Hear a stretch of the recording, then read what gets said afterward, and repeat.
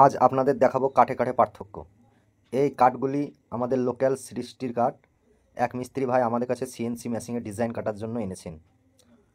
এই লোকাল সৃষ্টিগুলো সাধারণত এইরকমই হয়, কোনোটা কালো, কোনোটা হলুদ, কোনোটা সাদা। এর রেটও কম, এই খাটের প্রাইসও কম হয়।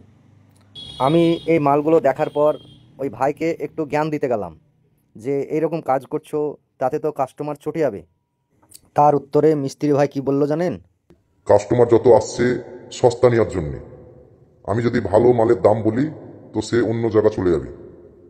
তাহলে আমি ভালো মাল দিব কোত্থেকে অল্প দামে?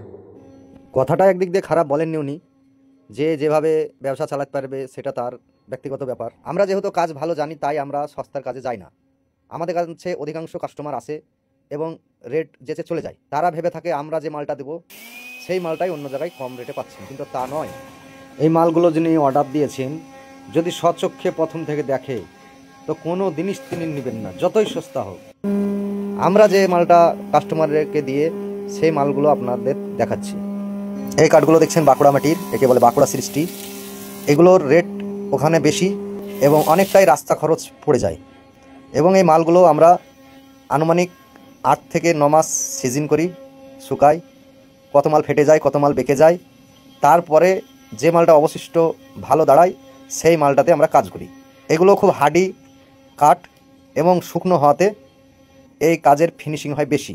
ভিজে কাঠে কোনো নামি দামি মিস্ত্রির ক্ষমতা নাই যে একটা শুকনো ভালো কাঠের মতো ফিনিশিং করে দিতে পারে।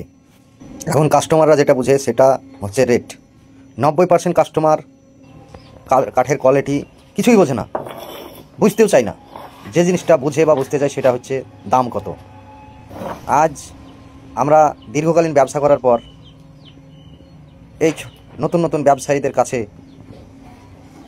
মনে হচ্ছে নতুন করে আমাদের ব্যবসা শিখতে হবে।